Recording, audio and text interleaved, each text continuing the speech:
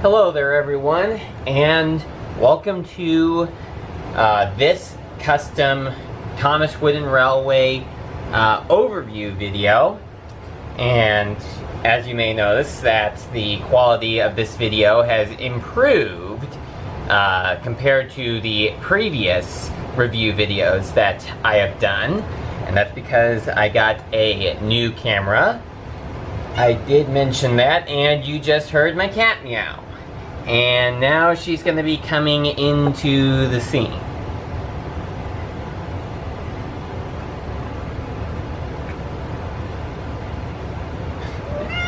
It's Kittyzilla!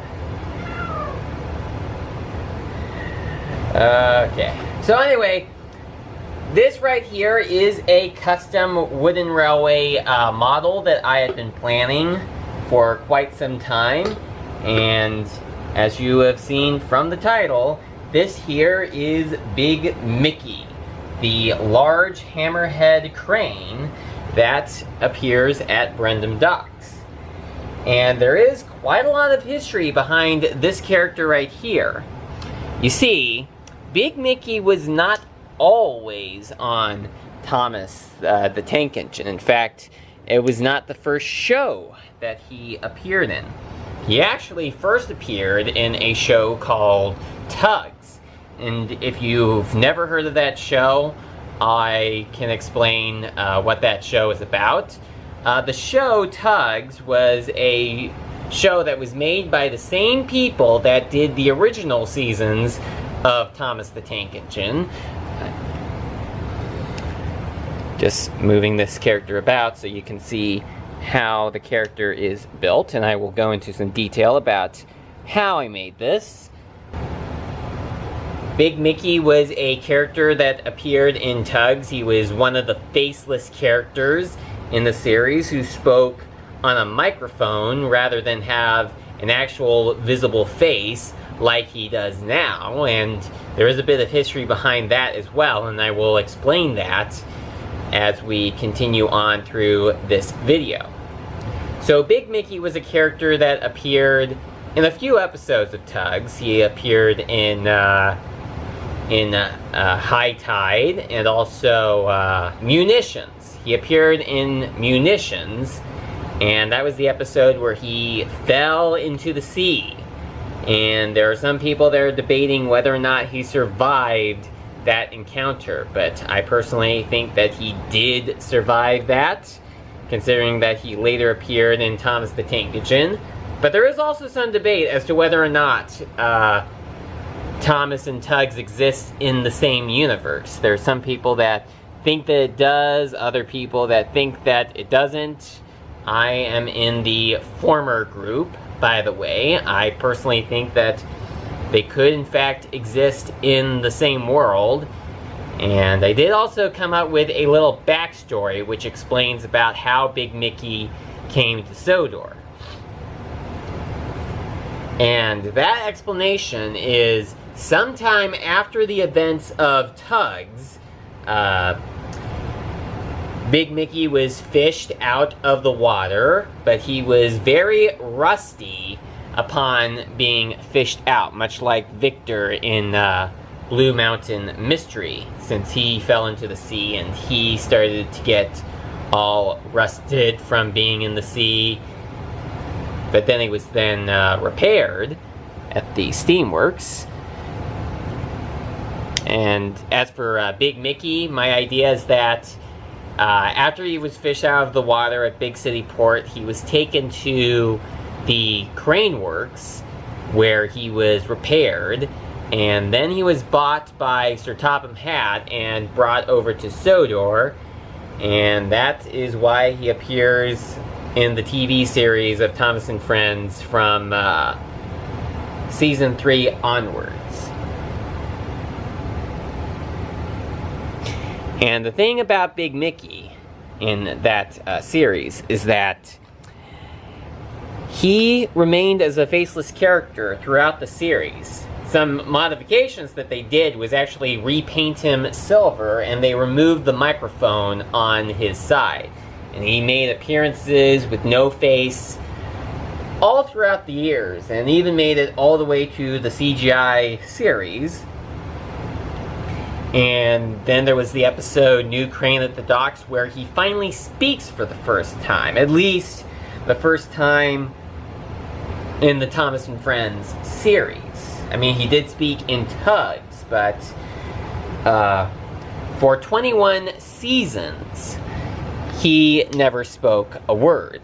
And he finally spoke a word in the episode New Crane at the Docks, when Carly was brought in, and Cranky was like, "You finally speak? You've been standing there all silent all these years and you've never said a single word." And Big Mickey was like, "Well, you've never said a single word to me either." And, you know, from that point onwards, Big Mickey has been shown to have a face from that episode onwards, although he hasn't said anything ever since that episode, and I'm not quite sure if he's going to at any point in future episodes. We'll just have to see. So now that I have gotten the backstory on this character all thought out, it's time for me to discuss about how I made this custom right here. So what I did was actually take two versions of Cranky, one being the original Wooden Railway Cranky that came out in the 90s, which was around the time that Cranky was recently introduced as a new character, and the other being a Thomas Wood Cranky, specifically a 2018 version, because, well, nobody wants a 2018 version.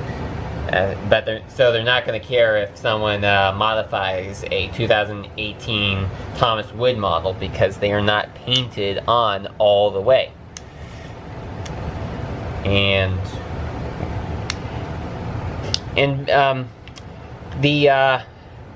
what I did was I got a Thomas Wood Down at the Docks set, which included both Cranky and Bulstrode, and it also came with the dock manager, and here he is right here. So, you know, it was great to get a figure of the dock manager. I almost said the dark manager for some reason. As well as some cargo pieces, but I think that there should be four, but I only have three. There's this one, and this one, and this one, but I think that I am missing a fourth one. I don't know what happened to it. Like, maybe it got in the trash or something, or maybe it's somewhere and I just have not noticed it coming out of the packaging. I'm just not entirely sure what had happened. So what I did was the bottom part, these parts right here, they were taken from the Thomas Wood platform after I used a screwdriver to screw them all out. And, you know, they are glued underneath the body of the old Thomas Wooden Railway Cranky. And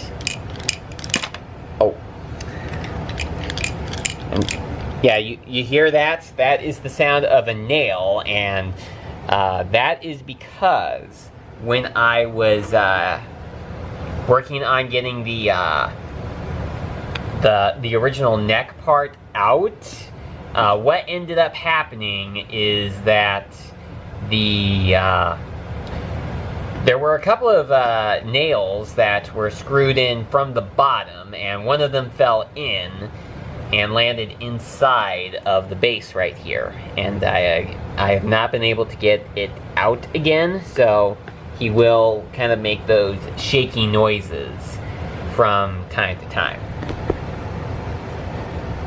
Wow, that is a very nice shot. Very nice. So anyway, this part right here is from the old Wooden Railway Cranky. The neck part right here is from the Thomas Wood Cranky, with the platform where the dock manager can sit or stand right there. That is still on there, although, you know, with the face in the way, it doesn't work all that well. Oh, it sort of works well with, you know, rotating his head all the way around, and the dock manager is right there.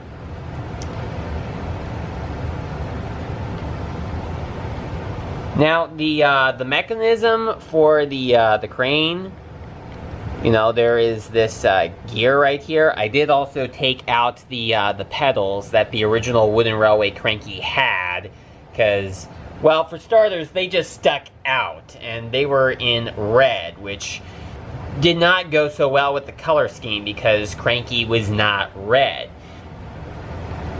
And he also did not have pedals sticking out on the sides of his body. So that kind of made it look a bit weird. But with this gear piece right here on the Thomas Wood Cranky, it looks totally fine. Although the string does not go down all the way. You know, because he's a lot taller than how the crane should be able to work out, and it also does not go down as well as it should. It can go upwards, but, you know, there are some limitations to how far it can go. Now, the head right there, this is the Thomas Wood Cranky head, and this is the neck from the original Wooden Railway Cranky, and this is the arm from the Thomas Wood Cranky. I just sawed it off of the top of the original and used Model Magic to keep it in place. I also used Model Magic to get the neck part up on top of this torso right here, and then spray painted it all in silver. And the back section right here is from the Wooden Railway Cranky as well. And, you know, the cab right here was added on using Model Magic. I just added on some white Model Magic. It's all white from the start when doing this custom. Just put it on, and then I spray painted it with a silver spray paint, although it was starting to run a bit low when I was using it. I think it's pretty much a can that is very close to being empty. And, you know, once all the paint had dried, I then took a black Sharpie's marker and did the windows on Big Mickey's cab. And then, lastly, I used some Model Magic to create a face right here. I had thought about maybe using a Catherine face, you know, like getting a Wooden Railway Catherine and then taking the face off and spray painting it in a light gray. But I went ahead and used Model Magic to create the face instead, because I figured that that would pretty much work out, and I am quite happy with how the face for this character turned out pretty well. So, not really anything else to really say about this character right here. I am very impressed with how it turned out, even with the limitations that it has when it comes to being able to have the crane arm go down like this, the magnet go down, because it does not go down all the way, but I am quite happy with how it turned out in the end.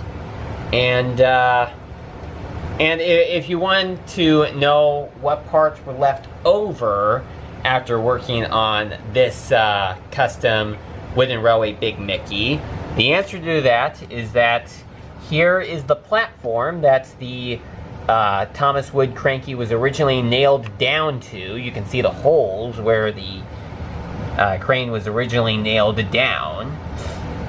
He can't be nailed back on because I had these stick pieces be nailed upside down, and they're actually a lot wider apart than they originally were. And then there is also this plate right here, which was originally the midsection of the Thomas Wood Cranky, except this part is actually made out of plastic. And the face was also left over from the Thomas Wood Cranky, as was the wooden railway face. I don't have those to show off, but I do still have them. And the crane arm of the Thomas Wooden Railway Cranky, the pegs on the Thomas Wooden Railway Cranky, and the cylinder inside of the neck where the head rotates, and then the connection point underneath the head that allowed it to rotate. Those pieces were all left over after doing this custom right here. So anyway, I hope you enjoyed this video right here, and I will see you again next time.